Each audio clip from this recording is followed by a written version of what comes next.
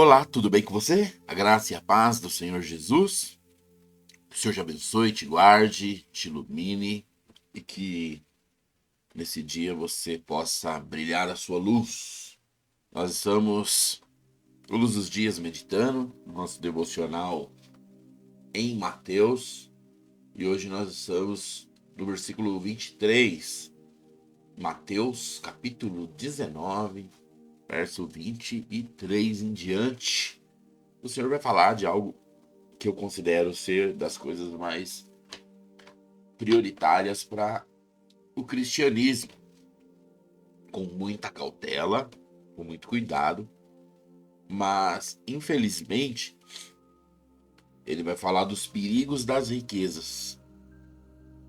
Você sabe, o grande problema das riquezas é que ela prejudica o crente não quando ele tem riqueza, mas é quando ele não tem. Porque ele é mentalmente induzido a querer ter a todo custo. E porque ele não tem, ele vai criando estratégias. E rifando o melhor de Deus na vida dele. Porque se você for observar, em primeiro lugar, na nossa vida, tem que estar a saúde. Você tem que louvar a Deus por ter saúde. E se você está me ouvindo e você tem dificuldade na sua saúde, vai lá no nosso canal no YouTube, procura lá algumas ministrações da ceia. Nós temos 90 ministrações de ceia lá. Uma atrás da outra, foram 90 dias. Realmente foi um tempo maravilhoso. E são tirinhas pequenas de 10 minutos. Você vai ver como aquelas ministrações da ceia são poderosas para te ensinar que a saúde está no corpo e no sangue do Senhor. Então, em primeiro lugar, nós temos que ter saúde. Em segundo lugar, que você tem saúde, o mais valioso que você tem é seu tempo. E se você for ver, todo mundo trabalha querendo o seu tempo. Hoje, essa gama gigantesca de assuntos na internet é para pegar o seu tempo. Não, eles querem vender. Sim. Até os que querem vender querem o seu tempo. Porque eles querem que você gaste tempo observando o produto, comprando o produto e usando o produto. Haja visto que há pessoas que só compram, não usam. Como assim só compra, não usa? Porque ela é uma pessoa viciada em comprar, não em que ela realmente precisa daquelas coisas. Mas ela precisa comprar. Então, o Senhor ele vai trazer essa palavra que nós vamos ler. Verso 23 e diante diz assim: Então disse Jesus a seus discípulos: Em verdade eu vos digo que um rico dificilmente entrará no reino dos céus. E ainda vos digo que é mais fácil passar um camelo pelo fundo de uma agulha do que entrar um rico no reino de Deus. Ouvindo isso, os discípulos ficaram grandemente maravilhados e disseram: Sendo assim, quem pode ser salvo? E Jesus, fitando neles o olhar, disse-lhes: Isto é impossível aos homens, mas para Deus tudo é possível. Então lhes falou Pedro: Eis que nós deixamos tudo e te seguimos. Que será, pois, de nós? Jesus lhes respondeu: Em verdade eu vos digo que vós, os que me seguides, quando na regeneração o Filho do Homem se assentar, no trono da sua glória, também vos assentareis em 12 tronos, para julgar as 12 tribos de Israel. E todo aquele que tiver deixado casas, ou irmãos, ou irmãs, ou pai, ou mãe, ou mulher, ou filhos, ou campos, por causa do meu nome, receberá muitas vezes mais, e herdará a vida eterna. Porém, muitos primeiros serão últimos, e os últimos os primeiros. Ok, que texto lindo, né?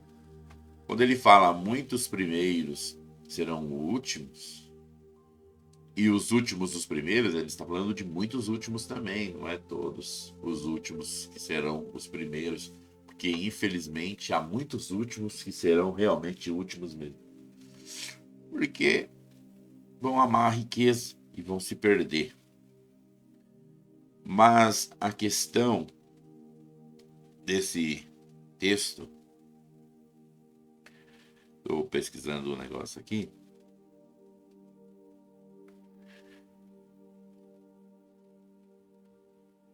para falar para a gente do fundo da agulha, que tem muitas conversas sobre isso. Segundo Mateus 19, 23. Vamos ver se a gente tem uma boa resposta. Então o Senhor começa falando aqui, né?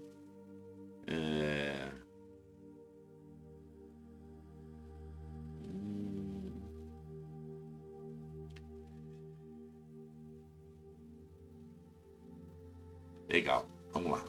Eu quero começar com isso. O Senhor fala: em verdade eu vos digo que um rico dificilmente entrará no reino dos céus. Ele está falando de ricos de verdade, pessoas que têm dinheiro. E ainda vos digo que é mais fácil passar um camelo pelo fundo de uma agulha do que entrar um rico no céu. Então, há muitas conversas sobre isso. Então, veja só, tem uma aqui que é como se o Senhor estivesse falando no sentido literal, mas para mostrar algo difícil, não que ele supõe-se que seja que Deus faria isso, que é Jesus está falando de uma agulha de costura mesmo, de costurar roupas. Aí você vê, né, passar um camelo ali é um negócio realmente difícil. Mas o outro sentido que está ligado, e esse aqui eu acho que é o que o Senhor estava falando, está ligado aos portões das cidades, né? Que era uma portinha bem pequenininha que tinha entre os muros, e nessa portinha que os portões da cidade fechavam para a cidade ficar protegida à noite. Então ninguém entrava e tinha muitos ladrões. Então quando chegava pessoas viajantes que perdiam a hora com seus camelos cheios de coisa, tinha que passar por aquela portinha, mas o camelo não passa ali. E nem os bens da pessoa. Então eles ficavam dormindo lá fora, uns vigiando, outros armados, para ninguém vir roubá-los, a fim de que não perdesse suas riquezas. Porque se ele quisesse salvar a vida dele, ele ia ter que deixar o camelo com o dinheiro lá fora e entrar, só ele. E um rico não faz isso. Ele não deixa o investimento dele de lado para salvar a própria vida. Aí, a partir de então, nós temos a ideia aqui de que o Senhor ele esteja meio que condenando você a ter bens. Na verdade, não está. Mas vamos lá. Não precisa ser uma pessoa rica para cair nesse laço aqui. Por quê? Porque tem pessoas que são pobres ainda. Mas aquele mínimo que ele tem, se atrapalha ele com a vida cristã, ele não abandona. Ele não troca. Ele não deixa. Por que então para Deus é possível fazer com que um rico consiga passar com seu camelo pelo fundo de uma agulha? Exatamente porque um rico que vai para o Senhor, por mais que ele tenha que abrir mão de muitas coisas, ele não vai se tornar um pobre miserável. Ele vai continuar rico. O Senhor vai abençoar a igreja através dele. Porque muitas pessoas é contra a riqueza e acham que a riqueza vai atrapalhar a vida cristã. Porque olha para a Idade Média, olha para muitas coisas ruins que aconteceu. Mas presta atenção. Você tem na igreja todos os tipos de homens. Nossa igreja é uma igreja simples, de pessoas simples. Se o prefeito da cidade e mais uns 3 vereadores resolverem congregar na nossa igreja, o nosso culto vai ser terrível. Que eu fico imaginando. Aqui, ó, o culto vai começar. Faltam 3 minutos para começar o culto. Os irmãos chegam faltando 3 minutos e passando meia hora. É o horário de chegada dos irmãos no culto. Então, imagina. Pontualmente chegou lá o prefeito e 3 vereadores. Lá na porta, lá onde eles começam, né? Tem uma escada para chegar lá. Na escada já vai ter gente abordando. Seu prefeito, tô com problema na minha água lá, seu prefeito. Ô, seu prefeito, é um buraco. Não vai dar, irmão. Não vai ter como. Agora, se aí o prefeito chega, mas o prefeito quer congregar, porque Deus falou com ele e os vereadores também. Aí eles trazem segurança. Ninguém vai falar, ninguém vai falar. Aí vão sentar lá, ninguém encosta. Aí vão falar assim, nem parece que são homens normais. Então aí, ó, tudo aí, ó, escoltado, não sei o quê. Então, presta atenção. Uma igreja igual a nossa não é lugar para ir o prefeito. Não é lugar para ir o vereador. Eu tô falando de ir por ser de Deus. Não tô falando de ir lá pedir voto, não, porque isso aí eles vão em qualquer lugar, se você, na época, deixar, né? Mas lá na nossa igreja tem uma política. Nós aceitamos os políticos de bom grado sempre 3 dias depois, um dia depois da votação. Por isso que nunca foi nenhum. Ok. Então, vai ter uma igreja de gente capacitada e de gente que tem como é que fala? Que tem dinheiro, que tem classe, que é deste mundo. Aonde esse prefeito com esses vereadores vão, eles vão ser comuns entre os outros. Vai ter gente rica, vai ter empresário, vai ter... E aí, eles vão ser salvos. É mais difícil, claro que é, mas existe. Existe.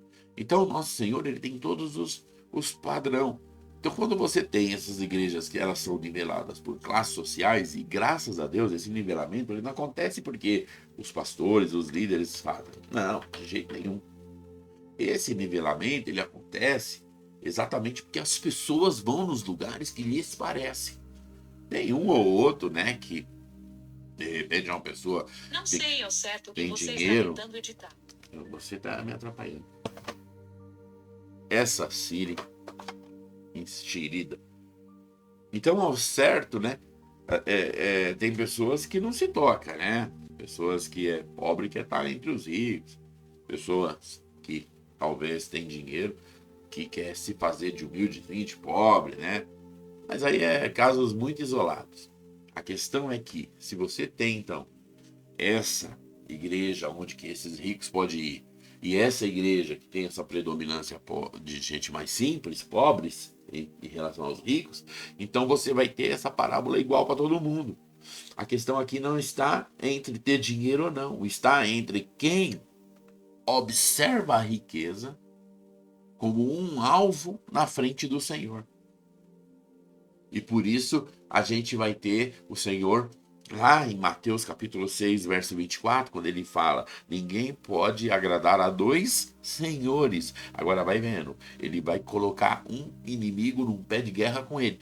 Ninguém pode agradar a Deus e a Mamon. Quem é Mamon? O Deus da riqueza. Então a riqueza é o maior trunfo das trevas para derrubar os crentes. Mas não necessariamente porque os ricos não querem o Senhor, mas aquele que ama a riqueza. E nós temos muito mais pobres amando a riqueza do que ricos. E é bom quando eles quebram a cara de vez, que aí eles acabam, né, largando mão. Mas o Senhor continua o texto dizendo, né, algo bastante importante aqui. Em verdade eu vos digo que se me seguirdes, os que me seguirem, né? Porque o Pedro faz uma pergunta maravilhosa, né? Ele fala: nós deixou tudo e te seguiu. Senhor, nós não olhamos para a riqueza, nós estamos aqui, nós somos seus. E agora? Aí o Senhor responde, né? Em verdade eu vos digo que vós, os que me seguistes, quando na regeneração o Filho do Homem se assentar no trono da sua glória, também vos assentareis em 12 tronos para julgar as 12 tribos de Israel. Todo aquele que tiver deixado casa, irmão, irmã, pai, mãe, mulher, filho, campo, por causa do meu nome, receberá muitas vezes mais e herdará a vida eterna. Porém, muitos primeiros serão últimos e muitos últimos serão os primeiros. Eu gosto muito desse final, lendo lá em Marcos. O Pedro faz a pergunta para o Senhor no versículo 28. Marcos, capítulo 10, verso 28. Então Pedro começou a dizer, e eis que nós deixamos tudo e te seguimos. Aí Jesus responde no 29. Olha só que resposta maravilhosa. Em verdade, vos digo que ninguém há que tenha deixado casa, irmão, irmãs, mãe, ou pai, ou filho, ou campo. Agora, essa parte aqui é linda. Por amor de mim e do evangelho. Então, o Senhor não coloca... Ele põe duas coisas aqui. Porque tem muitas pessoas que quer amar o Senhor, que quer amar a Jesus, sabe? Aquela coisa de Jesus sim, igreja não. Graças a Deus essa baboseira tá passando. Foi um período negro de uns anos atrás aí. Mas, graças a Deus, o que não vem do Senhor não prevalece. O inimigo vai mudando suas estratégias, trocando suas roupagens. Mas o Senhor fala duas coisas fundamentais: por amor de mim e do evangelho. E não tem evangelho sem igreja. Não tem, né? Então, ele diz: por amor de mim e do evangelho, que não receba já no presente o cêntuplo de casas, irmãos. Então, o Senhor está falando que o fato de você servi-lo e servir o evangelho já vai ser base de prosperidade para sua vida. E a gente vê que é verdade. Mas essa prosperidade ela é medida por Deus. Eu suponho que o Senhor mede conforme você aguenta, ao ponto em que você consegue ter a prosperidade e ter o Senhor e ter ainda esse amor. Por isso, o grande laço tem sido pessoas que têm algo que o Senhor os deu, porque ele amou o Senhor e o Evangelho, e o Senhor já deu para ele multiplicações, só que ele acha que aquilo ali é que é a obra de Deus. E agora ele trabalha para aquelas multiplicações, como se ele tivesse trabalhado para ter aquilo. E agora ele quer trabalhar mais ainda para ter mais. Deus já me deu casa própria, Deus já me deu agora um bom carro, agora é a hora de eu ir atrás do meu sítio. Não, Deus deu, porque você amou ele, você amou o evangelho, e ele te deu, porque ele está falando que largar tudo e me amar, e amar o evangelho, eu vou dar mais. Ele não deu porque aquilo era o seu objetivo e agora você vai dobrar o objetivo. Não, continue amando o Senhor, continue amando o Evangelho e Ele vai te dar aquilo que Ele sabe que é bênção para você, que é bênção para sua família e que vai permitir que você flua sempre no amor e no Evangelho, porque como o texto que nós lemos o texto de Mateus. O Senhor ele fala aqui que na regeneração os discípulos se assentarão em 12 tronos. Esse é o grande prêmio de Deus, que é essa regeneração, é o milênio, é um tempo de recompensas, é um tempo de honras para aqueles que amaram, que foram martirizados, que perderam suas vidas pelo amor ao Senhor, que fizeram votos. Meu Deus.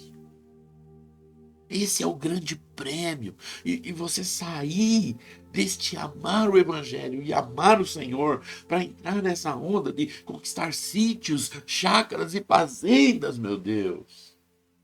Vai te tirar dessa regeneração. Você pode esperar, o Senhor sempre vai te dar mais, vai te dar mais, vai te dar mais. Mas eu não estou te julgando, eu me coloco nisso. A riqueza tem um poder terrível de manipular nossas vidas, de fazer com que nós paramos de olhar um pouquinho ali para o amor do Evangelho, para grudar nela. Mas ela é do diabo, ela é do mamon. E só tem um jeito de você ter riquezas e não se corromper. É amando o Senhor, amando o Evangelho e deixando Ele te dar 100 vezes mais. Oh, que o nome do Senhor seja glorificado nas nossas bocas. Que a graça do Senhor seja poderosa entre nós. Que você venha prosperar muito, mas maior na sua vida seja o seu amor pelo Senhor e pelo Evangelho. Em nome de Jesus. Fica na paz e até amanhã.